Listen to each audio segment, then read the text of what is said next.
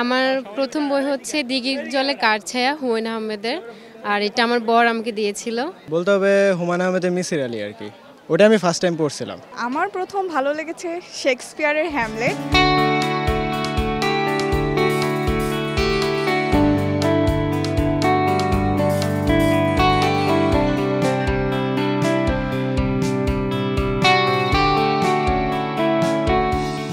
American কবি James Rasel বলেছেন, বই হলো এমন এক মৌমাছি যা অন্যদের সুন্দর মন থেকে মধু সংগ্রহ করে পাঠকের মনে ছড়িয়ে দেয়।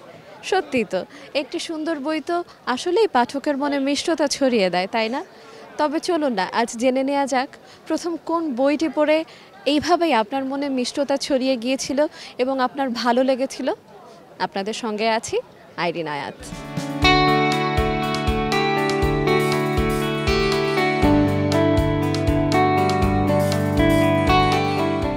সুন্দর একটি ছোট্ট পরিবার দেখতে পাচ্ছি আমার ঠিক বাম দিকটাতে। চলুন তাদের সঙ্গে একটু কথা বলে দেখা যাক। আপনাদের সঙ্গে আমরা একটু কথা বলতে এসেছি। আপনার কাছে আমার যে প্রশ্নটি থাকবে সেটি হচ্ছে, প্রথম কোন বইটি পড়ে খুব ভালো লেগেছিল? যদিও প্রথম, কিন্তু আমার পড়া হয়েছিল শেষের কবিতা। যখন আমি মানে বই পড়ার প্রতি একটা আগ্রহ তৈরি হয়েছে, যখন কলেজ লাইফে আসছি, তখন আমার এই শেষের কবিতাটা পড়ে খুব বেশি ভালো লেগেছিল, রবি ঠাকুরের।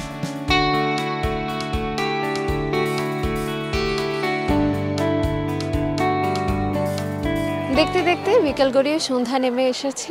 এখন মেলা একটু জনসমাগম বেড়েছে। তো আমি দেখতে পাচ্ছি আমার ঠিক বাম পাশে কিছু বন্ধু তারা বই কিনছেন। চলুন তাদের সঙ্গে একটু কথা বলা যাক। ভাই, আপনাদের সঙ্গে একটু কথা বলতে চাচ্ছিলাম। আপনারা তো সবাই বই পড়েন, তাই না? মোটামুটি।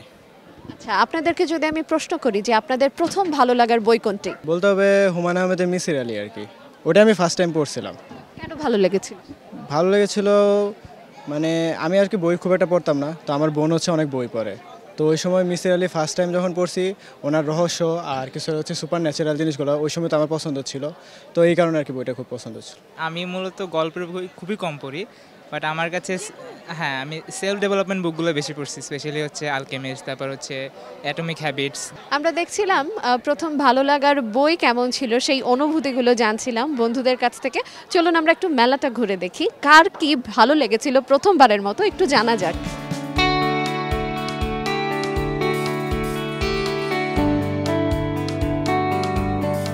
আচ্ছা, আমার প্রথম ভালো লাগার বই হচ্ছে a good girls guide to murder. সেটার কারণ কি একটু জানতে পারি আমরা? মার্ডার মিস্ট্রি এই টাইপ বই ভালো লাগে।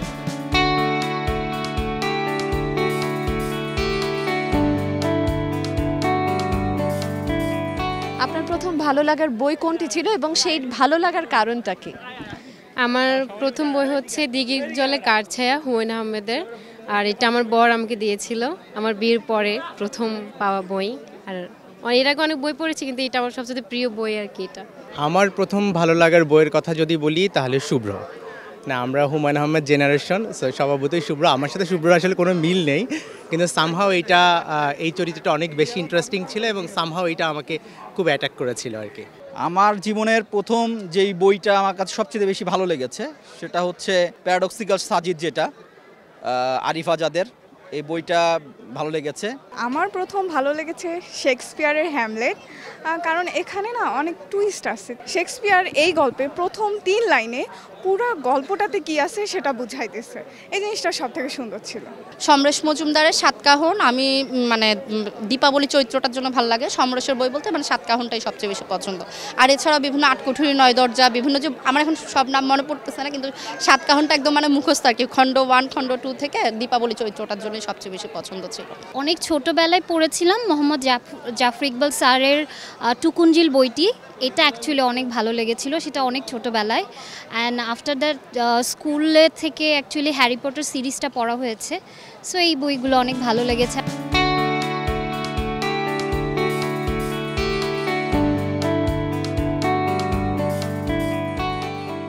ভালো লাগার বই নিয়ে অনেক কথা হলো। এই মুহূর্তে আমার সামনে একজন তরুণ লেখক দাঁড়িয়ে আছেন। আমরা একটু তার ভালো লাগার বই সম্পর্কে শুনবো। প্রথম ভালো লাগার বই কোনটি? আমার প্রথম ভালো লাগার বই হচ্ছে হুমায়ুন আহমেদ স্যারের অমানুষ বইটা, যেটা মানে আমার অনেক বেশি ভালো লাগছিল উপন্যাসটা। মানে ওটা নিজের লাইফের সাথে রিলেট করতে পারছিলাম। আপনার যে বইটি এসেছে বইমেলায় সেটি আসলে কাব্যগ্রন্থ নাকি কোনো উপন্যাস? আমার যে বইটা আসছে সেটা হচ্ছে শূন্যতার অপর পৃষ্ঠা, সেটা হচ্ছে একটা কাব্যগ্রন্থ।